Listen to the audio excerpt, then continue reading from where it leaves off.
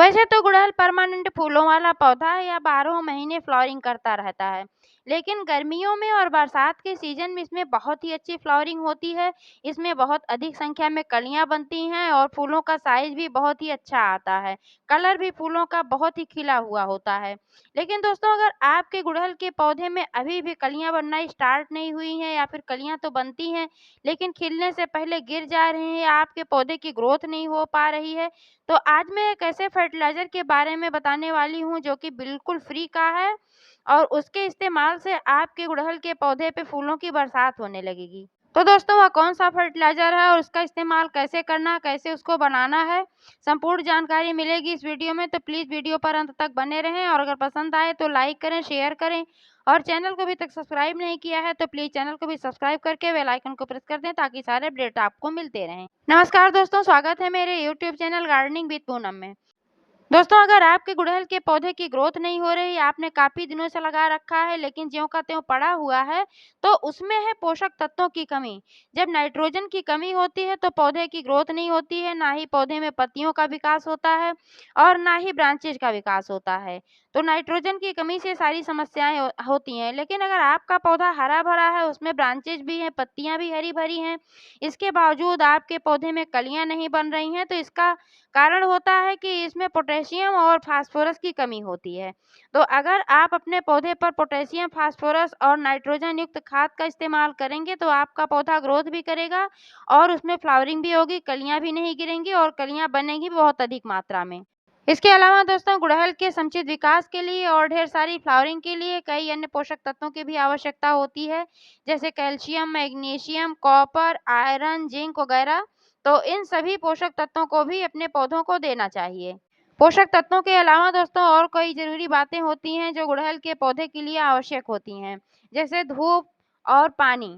आप ऐसी जगह पर अपने गुड़हल के पौधे को रखें जहाँ पर कम से कम 5 से 6 घंटे की धूप आती हो, क्योंकि जब धूप नहीं मिलती है पौधे को तब भी पौधे का विकास रुक जाता है और फ्लावरिंग भी नहीं होती है। गर्मियों के सीजन में दोस्तों कई बार बहुत ही कड़ी धूप होती है। ऐसे में गुड़हल का पौधा अगर दोपहर में धूप में पड़ा रहता है तो आपका पौधा झुलसने लगता है। तब आप अपने पौधे को ऐसी जगह पर रखें जहां पर सेमी शैडो हो और सुबह शाम की धूप बहुत ही बढ़िया होती है। सबसे बढ़िया तो सुबह की धूप होती है। आप अपने पौधे को ऐसी जगह पर रखें जहां पर सुबह सुबह की धूप मिलती हो, क्योंकि सुबह की धूप के फायदे ही कुछ और हैं। मैंने जहां पर अपना गमला रखा हुआ है यहाँ पर बिल्कुल सुबह जैसे ही सूर्य देव निकलते हैं पहली किरण यहाँ पर पड़ती है और इसका परिणाम है कि आप देख पा रहे हैं कि मेरा पौधा कितना हरा भरा है, स्वस्थ है, हेल्दी है और इसमें कितनी ढेर सारी कलियां भी बन रही हैं और फ्लावरिंग भी बहुत ही अच्छी हो रही है। पानी की बात कर लेते हैं दोस्तों, तो गुड़हल के पौधे में तभी पानी देना चाहिए जब ऊपर से 1 इंच मिट्टी ड्राई हो जाए, लेकिन मिट्टी में नमी होना आवश्यक है। मिट्टी बिल्कुल भी सूखनी नहीं चाहिए कि एकदम से मिट्टी सूख गई है। जब मिट्टी ज़्यादा सूख जाती है तब पौधा स्ट्रेस में चला जाता है और पौधा पीला पड़ने लगता है। इसलिए इस बात का ध्यान रखें कि गमले की मिट्टी में हमेशा नमी बरकरार होनी चाहिए, बस जल भराव से बचें। मिट्टी की बात कर लेते हैं दोस्तों, तो गुड़हल के पौधे के लिए भुरभुरी दोमट मिट्टी की आवश्यकता होती है, थोड़ी अम्लीय मिट्टी की आवश्यकता होती है, क्योंकि गुड़हल को थोड़ी अम्लीय मिट्टी पसंद है। जब मिट्टी इसकी अम्लीय होती है, 6.5 से 7 के बीच में पीएच होता है, तभी यह पौधा ग्रोथ कर पाता है और इसमें अच्छी फ्लावरिंग होती है। भुरभुरी जल निकासी मिट्टी बनाने के लिए आप ले लें 50% गार्डन सॉइल और 30% इसमें मिला लें मोटी वाली रेत और 20% आप इसमें डाल लें कंपोस्ट खाद, गोबर की सड़ी हुई खाद या फिर वर्मी कंपोस्ट खाद। आप इसमें कोकोपीट भी मिला सकते हैं। अगर दोस्तों आपने जल निकासी वाली मिट्टी का इस्तेमाल किया है, धूप और पानी का बढ़िया ख्याल रखा है, इसके बावजूद आपके पौधे में कलियां नहीं बन रही हैं या फिर कलियां गिर जा रही हैं या पौधे की ग्रोथ नहीं हो पा रही है, तो निश्चित रूप से आपके पौधे में है पोषक तत्वों की कमी। और जिस फर्टिलाइजर के बारे में मैं बात कर रही हूँ दोस्तों, इसमें वो सभी पोषक तत्व मौजूद हैं जिससे पौधे की अच्छी ग्रोथ भी होती है और फ्लावरिंग भी होती है। यह है आलू के छिलकों से बना हुआ जैविक खाद। एक बार अगर आप इसका इस्तेमाल कर लेंगे तो बार बार इसका इस्तेमाल करना चाहेंगे, क्योंकि ये सभी पोषक तत्वों से भरपूर है। इसमें nitrogen, potassium, phosphorus, calcium, magnesium, zinc, iron सभी पोषक तत्व मौजूद हैं, जिसकी वजह से पौधे की ग्रोथ भी अच्छी होती है और फ्लावरिंग भी अच्छी होती है। आलू के छिलकों से दोस्तों हम 2 तरीके से खाद बना सकते हैं। एक तो इसका हम कंपोस्ट खाद बना सकते हैं और दूसरा है यह तरल खाद। तरल खाद 2 दिन में बनकर तैयार हो जाता है, लेकिन कंपोस्ट खाद बनाने के लिए आपको महीने भर का इंतज़ार कम से कम करना पड़ेगा। लेकिन आप कंपोस्ट खाद बनाकर काफ़ी दिनों तक स्टोर करके रख सकते हैं और इसको बनाएँगे इस तरीके से तरल खाद, इसको बहुत दिनों तक स्टोर करके नहीं रख सकते हैं, ज़्यादा से ज़्यादा आप इसको 15 दिन तक रख सकते हैं। कंपोस्ट खाद कैसे बनाया जाता है इसका वीडियो मैंने अपने चैनल पर डाल रखा है, आप चाहें तो देख सकते हैं।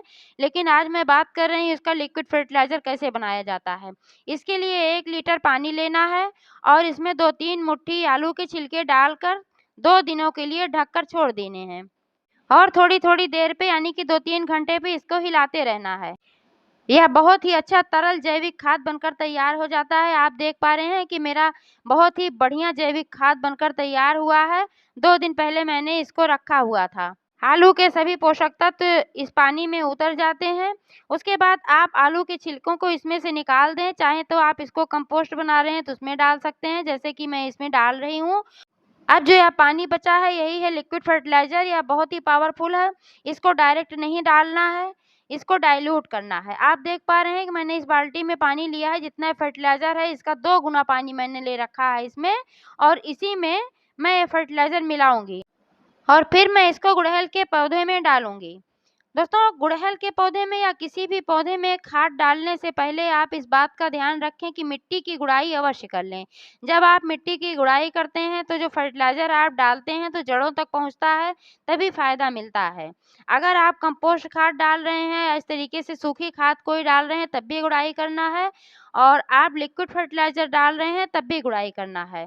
लेकिन लिक्विड फर्टिलाइज़र डाल रहे हैं तो इस बात का विशेष ध्यान रखें कि पहले से मिट्टी गीली ना हो, मिट्टी ड्राई होनी चाहिए, क्योंकि पहले से अगर मिट्टी गीली होती है तो फिर ये जड़ें जो होती हैं फर्टिलाइज़र को अब्ज़ॉर्ब नहीं कर पाती हैं, फिर कोई विशेष फ़ायदा नहीं हो पाता है। इसलिए जब गमले की मिट्टी ड्राई हो तभी यह फर्टिलाइज़र आप डालें। इसका इस्तेमाल आप 15 दिन में 1 बार कर सकते हैं। इसका रिज़ल्ट बहुत ही अच्छा आता है। एक बार इस्तेमाल करके अवश्य देखें। जानकारी कैसी लगी कमेंट करके बताइएगा और पूरा वीडियो देखने के लिए आपको बहुत-बहुत धन्यवाद।